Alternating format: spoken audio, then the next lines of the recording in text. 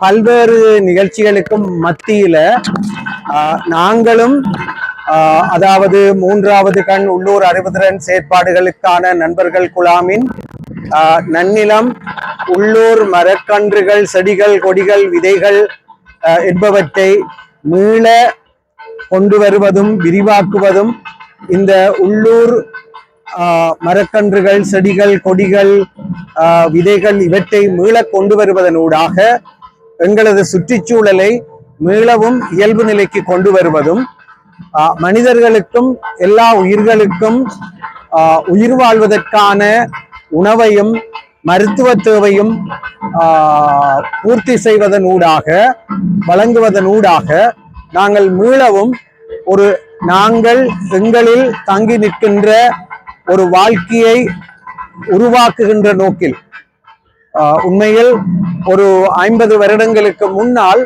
எமது சூழலில் இருந்த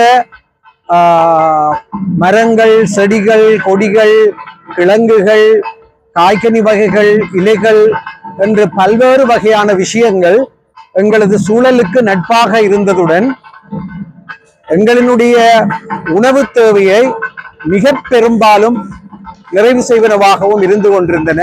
அவை எங்களுக்கு ஊட்டச்சத்தை தருவனவாகவும் ஒரு திடகாத்திரமான சுகதேகியான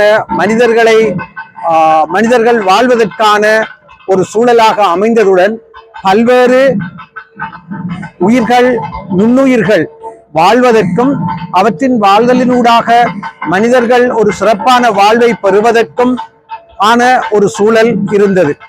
ஆனால் நாங்கள் அவற்றை நவீனமயமாக்கம் என்ற பெயரிலான காலனியமயமாக்கத்தின் காரணமாக அவற்றை அழித்து கிருமிநாசினி என்றும் உரமொன்றும் நச்சு ரசாயனங்களை கொண்டு தொடர்ந்து அழித்து எந்தவித திட்டங்களும் இல்லாமல் இந்த இயற்கை சூழலை அழித்து அபிவிருத்தி என்ற பெயரில் கட்டிட காடுகளை உருவாக்குகின்ற சூழ்நிலையில் இந்த இயற்கையுடன் ஒன்றிணைந்த இயற்கையை சமநிலையை பேணுகின்ற ஒரு புது வாழ்க்கையை உருவாக்குவதற்கும் எங்களினுடைய இயல்பு சூழலை நாங்கள் மீட்டு கொண்டு வருவதன் ஊடாக மனிதர்களும் எல்லா உயிர்களும் ஒரு தன்னிறைவான வாழ்க்கையை வாழ்வதும் ஒரு விடுதலை சமூகமாக நாங்கள் மாறுவதும் அவ்வாறு உலகத்தில் ஒரு முன்னுதாரணமாக நாங்கள் இருப்பதும் உலகத்தின் பல முன்னுதாரணங்களை உள்வாங்கி இந்த விடயங்களை நாங்கள் முன்னெடுத்து வருகின்றோம்.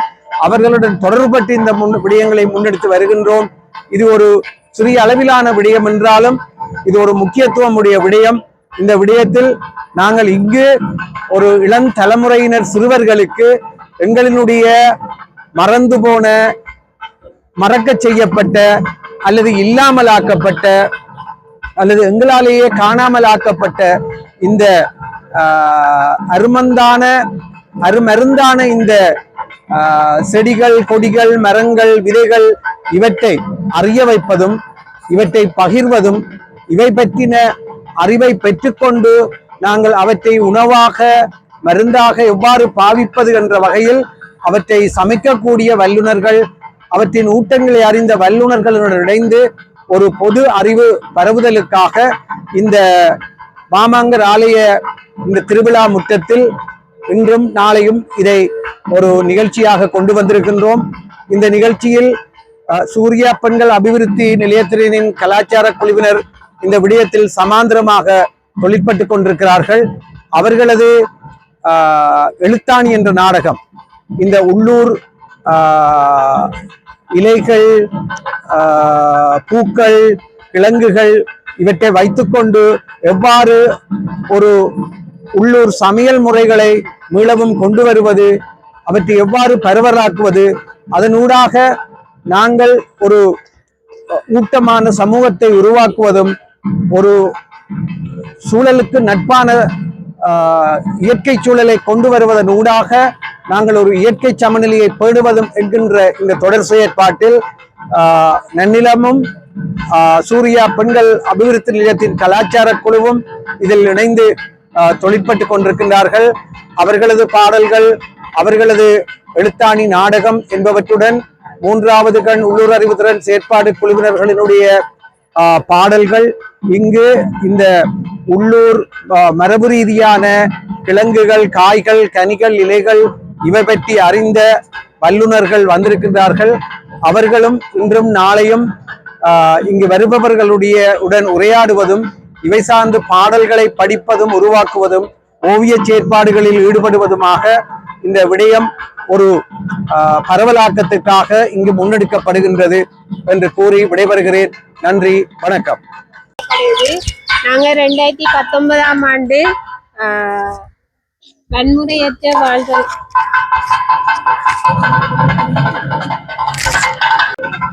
இயற்கைக்கு வன்முறை செய்யாது வாழணும் என்ற 100 கோடி மக்களின் எழுச்சி நிகழ்வுகளை நாங்க நண்பர்களா கதைச்சி இப்படியான விஷயங்களை செய்யணும் என்ற அடிப்படையில தான் இந்த எங்களோட இயற்கைக்கும் மொழியை எங்களோட மரபு சார்ந்த மொழிகளை தேடுறது, பயிர்களை கண்டுபிடிக்கிறது, பாரம்பரிய விதிகளை தேடுறதுன்னு சொல்லி நாங்க நண்பர்களா செயல்பட்டு உண்டு. அதுல எனக்கு இந்த ஆர்வத்தின் அடிப்படையில தான் நான் எங்களோட வீட்டை இருக்கிற சின்ன இடத்துல இவ்வளவு மூலிகைகளை இப்போதைக்கு இந்த ஒரு 3 வருஷ காலத்துல நான் சேர்த்திருக்கிறேன். இன்னும் நிறைய பேர் அறிமுகமும் எனக்கு கிடைச்சிருக்குது. இந்த அறிவோட இதில் தேவண்டு நினைக்கிறார்கள். இந்த எங்களோட மரபு சார்ந்த மூலிகைகள், மரங்கள், அதுகளை மீள நாங்க பயன்படுத்தணும் என்று யோசிக்கிற அந்த எண்ணங்களோட இருக்கிற நிறைய பேரை நான் சந்திச்சிருக்கிறேன். அதுல வந்த நிறைய பேர் இங்க வந்திருக்கிறாங்க பெரியாக்கள். அவங்களோட கருத்துக்களை நாங்க இன்றைக்கு பகிர்ந்து கொள்ளலாம். அதோட சேர்த்து எங்களோட மரங்கள்ல இயற்கையான நிறங்களை நாங்க தயாரிச்சு எங்களோட வர்ணங்களை பாவிக்கலாம் என்ற அடிப்படையில் எங்களோட நண்பர் ஒரு ஆள் வந்து அந்த செயற்பாடையும் சிறுவர்கள் ஊடாக செய்யறதுக்காக இங்க இருக்கிறார். அடுத்ததா அவங்களோட அனுபவங்களை பகிர்ந்து கொள்ளுமாறு எங்களோட ஐயா அவரை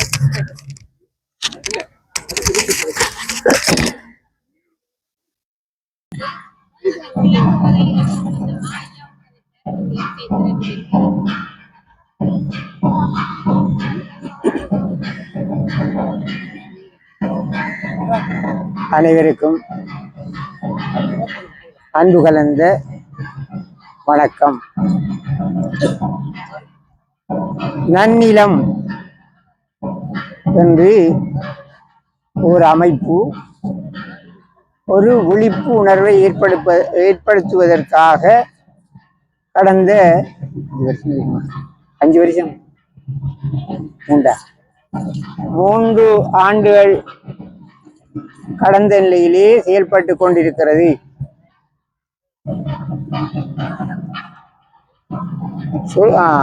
சொல்லுவார்கள், ஒரு நாட்டினுடைய இதயம் கிராமங்கள். இந்த கிராமங்கள் தான் இந்த தாவரங்கள வளர்ச்சிக்கு, இந்த மருத்துவ கொடிகள் செடிகளுடைய வளர்ச்சிக்கு வாய்த்த சூழலாக அமையப்பட்டுள்ளது. ஆனால் இன்றைய காலகட்டத்தை பொறுத்தளவில் கடந்த 50-60 வருடங்களுக்கு முன்பிருந்த நிலைமை முற்றாக மாறுபட்டிருக்கிறது. நாங்கள் இருக்கிற இந்த மண் கூட அதில் தன்மையை இழந்து போயிருக்கிறது. காரணம் என்னென்று கேட்டால், விஞ்ஞானம் என்றதை கொண்டு வந்து அதுக்குள்ள போட்டு அந்த களைகொல்லியல் அப்படியான ரசாயன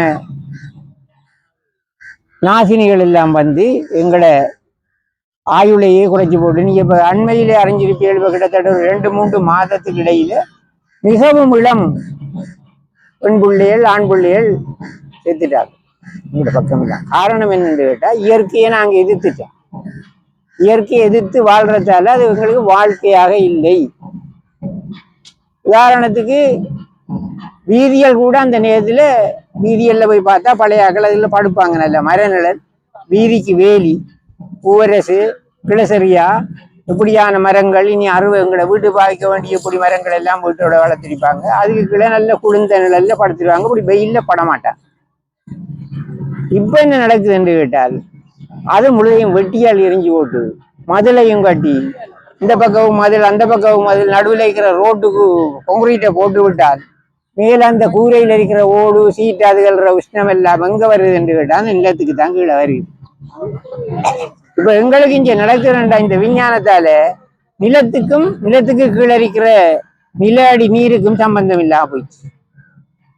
இந்த வார உஷ்ணத்தை என்ன செய்யுமெண்டா, இந்த நிலம் கீழுக்கு இருக்கிற ஈரழிப்பு தண்ணி இருக்கிற நிலம் இது ரெண்டையும் சேர்த்து அதனையும் இந்த ஈரம் மேலுக்கு மேலுக்கு வந்து இந்த உஷ்ணத்தை சமப்படுத்தும்.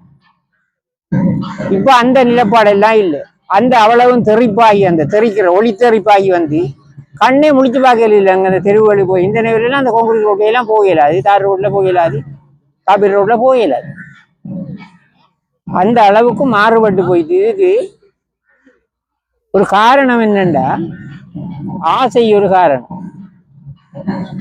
சொல்லுவாங்க என்னண்டா, புலால விரும்பாத பூனையும் இல்லை, புகழ விரும்பாத மனிதனும் இல்லைன்னு சொல்லுவாங்க.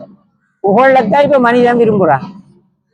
அவன் வெளிநாட்டுக்கு போய் எந்த விளைச்சி கொண்டு வந்து என்ன செய்யறா, இவனும் அதை செய்யணும்னு நினைக்கிறதால எல்லாரும் மேல்வாடியும் கட்டி மற்ற மாட்டி கட்டி எங்களை சூழல் வாழ்க்கை முழுக்க பழுதா போச்சு. இப்ப நான் கூட இப்ப எனக்கு 78 வயது நடக்குது. இப்ப நான் எங்களோட வீட்டுல இருந்து 8 மணிக்கு பிறகு வெளியால வாரது வீட்டை இவன் நல்ல மாமரம் எல்லாம் பற்றி பெரிய மாவுக்கு தெரியும் வீட்டை வந்த. அதுல இருந்து நான் தெருவையும் பார்த்துக்கிறேன். தெரு பக்கம் பார்த்தாலே அதுவும் ஒரு சூடாக நமக்கு வருகிறது. அவ்வளவு சூடாக அந்த தாக்குது அந்த உஷ்ணம். கான்கிரீட் ரோட்டு 2 பக்கம் மதில், மேலுக்கு சீட்டு ஓடு தகரம் இதெல்லாம் போட்டு. இதுக்கு நாங்க அதை ஒன்றும் செய்ய முடியாதுன்னா தற்போதைய நிலையில் உள்ள சூழ்நிலை. கிடையை கட்டி புத்து மண்ணால வீடு வச்சுட்டு இருக்கிற காலம் இப்ப இல்லை. அறையான் அது வேற அந்த மாதிரி நிலையா போயிட்டு. அந்த நாள்ல எங்களோட ஊர்ல இருந்த பெரிய பெரிய ஆக்கள் மட்டும்தான் ஓட்டு வீடு கட்டியிருந்தேன். அந்த ஓட்டு வீடு சின்ன சின்ன ஓடுதான் போட்டிருந்தேன், நாட்டு ஓடு. அவங்க நடு வீட்டுல ஒரு புத்துமன் சுவர் ஒன்று கல் வீட்டுல வச்சிருந்திருக்காங்க. பேஞ்சில வீடு இருக்காங்க பார்க்கல. வந்து ஏனென்று கேட்டா அது அந்த உஷ்ணத்தை சமப்படுத்தும். உங்களுக்கு இருக்கிற களிமண் வீட்டுல வாழ்றாங்களுக்கு உஷ்ணமும் தாக்காது, குளிரும் தாக்காது. சத்தியான மழை பகை பெட்ஷீட் எல்லாம் போட்டு நீங்க அந்த ஓட்டு வீட்டுல படுத்தாலும் இந்த களி வீட்டுல சும்மா படுக்கலாம். நீங்க எல்லாத்துக்கும் களி, சுவரு களி, பாதிப்பு வராது. அது இந்த இயற்கையோட வாழ்ந்த வாழ்க்கை. இப்படியான ஒரு காலத்துல இந்த தாவரங்களை தேடி கண்டுபிடிச்சு, இப்ப இதுல அநேகமான தாவரங்களுக்கு பேரே தெரியாம கிடக்கு, பிரயோஜனம் தெரியாம கிடக்கு. ஏனென்றா அந்த அளவுக்கு அழிஞ்சு போயிடுச்சு.